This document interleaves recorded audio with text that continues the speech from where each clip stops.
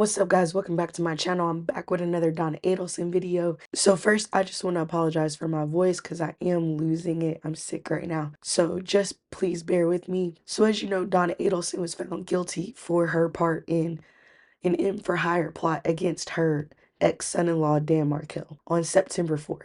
But now her defense has filed a motion for a request for a new trial. And it's based in part on juror misconduct. So they want to interview two of her jurors, specifically juror number 7 and juror number 5. So juror number 7 was the foreperson on the jury, and she posted about her feelings about the trial on TikTok. So let's take a look at some of the things that she said about the trial. Donna Adelson was found guilty on all 3 charges for killing her ex-son-in-law.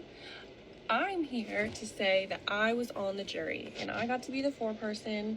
If you have questions, let me know because I can finally talk. You know, people were still talking, just like, you know, they're sharing their thoughts with each other about the case and whatever. I was passing out 12 pieces of paper for everyone to write their final verdict down.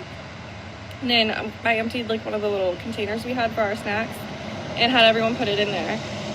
And I did this because I wanted people to, and I said this too, if anyone who's on the jury with me sees this, they know that I did this. I told people, I want you to be 100,000, 50 billion% sure of your verdict. So I want people to write down what they honestly feel and think based on the evidence and the law provided.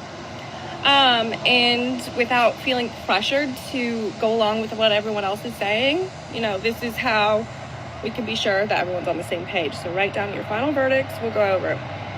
All 12 pieces of paper said guilty. And before I filled out the final verdict form that we had to fill out, we did one more vote.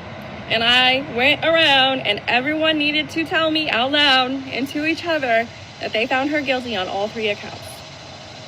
And that's what we did. And juror number 5 appeared on the podcast Surviving the Survivor. And they specifically pointed out the comments that he made about her reaction to her guilty verdict. So first, let's take a look at her reaction to her guilty verdict. We, the jury, find as follows as to count 1 of the indictment, first-degree murder. The defendant is guilty of first-degree murder. Mrs. Adelson, control yourself. Count 2. We, the jury, find as follows as to count 2 of the indictment. Conspiracy to commit first-degree murder. The defendant is guilty of conspiracy to commit first-degree murder. Count 3. We, the jury, find as follows as to count 3 of the indictment. Solicitation to commit first-degree murder. The defendant is guilty of solicitation to commit first-degree murder.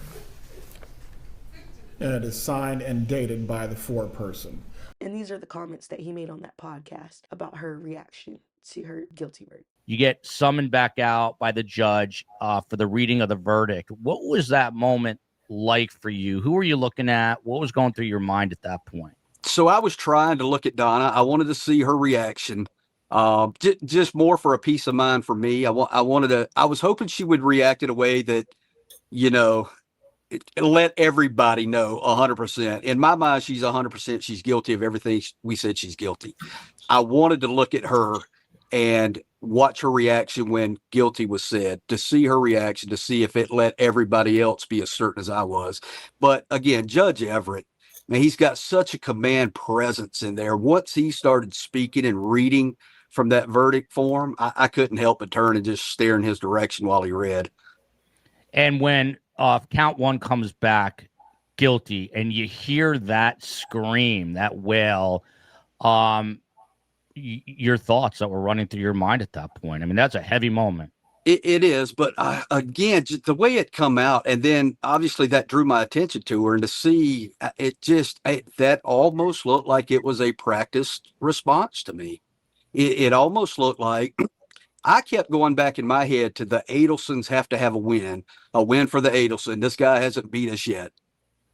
So it felt very acted out to me to try not to let anybody know that she suffered a loss, is how it felt personally to me.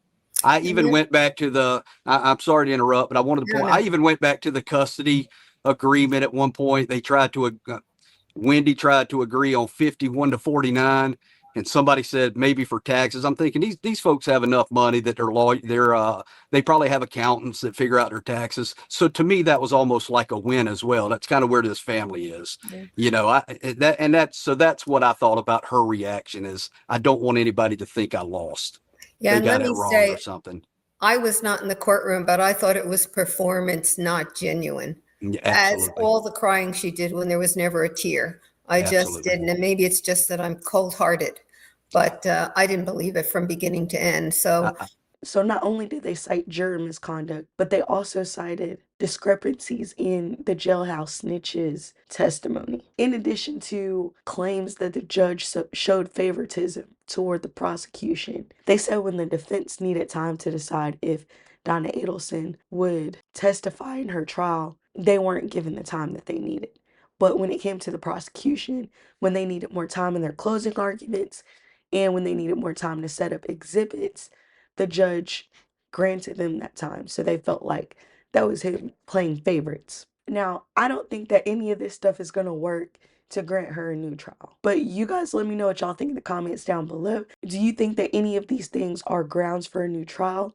And thank you so much for watching. If you want more videos like this, please subscribe. And if you like this video, please hit the like.